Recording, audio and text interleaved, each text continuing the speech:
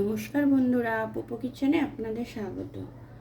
আজকে আমি বানাবো ইলিশ মাছ আর আলু বেগুন দিয়ে হালকা পাতলা ঝোল। তার জন্য এখানে আমি ইলিশ মাছ নুন হলুদ মাখিয়ে নিয়েছি,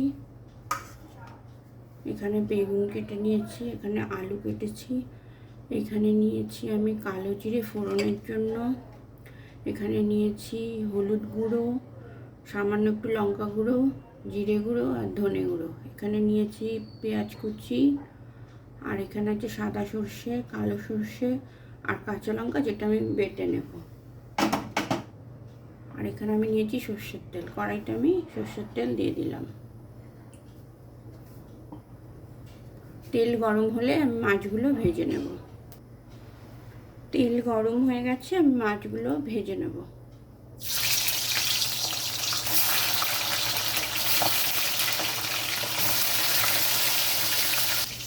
মাছগুলো ভাজা হয়ে গেছে, এখন আমি তুলে নিচ্ছি।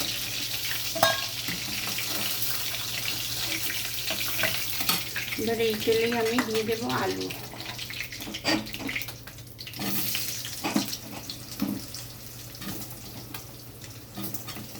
আলুগুলো একটু ভাজা ভাজা করে নেব।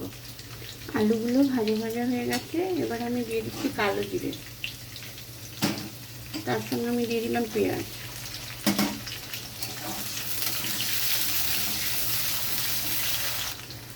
তার সঙ্গে আমি দিয়ে দিলাম গুঁড়ো মশলা, একটু জল দিয়ে গুলে।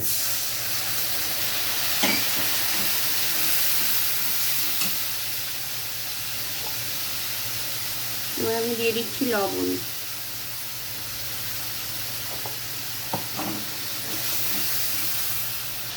এবার আমি দিয়ে দিচ্ছি জল,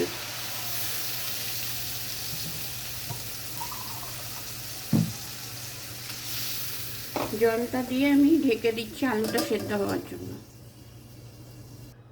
এবার আমি ঢাকাটা খুলে দেখে নিচ্ছি আলু সেদ্ধ হলো কিনা।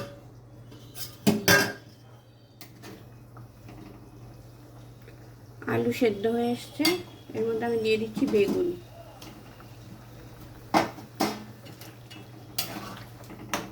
বেগুনগুলো দিয়ে আমি আরও 1-1.5 মিনিট ঢাকা দিয়ে দেব। এবার আমি ঢাকনাটা খুলে দেখে নিচ্ছি আলু বেগুন দুটোই ভালোভাবে সেদ্ধ হলো। হ্যাঁ, আলু বেগুন দুটোই সেদ্ধ হয়ে গেছে। এবার আমি দিয়ে দেবো কাঁচা লঙ্কা আর সর্ষে বাটা।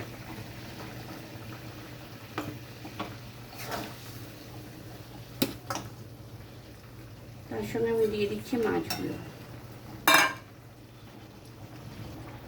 তৈরি হয়ে গেল ইলিশ মাছ আলু বেগুনের ঝোল। এবার আমি একটা গ্যাসটা অফ করে নামিয়ে নেব।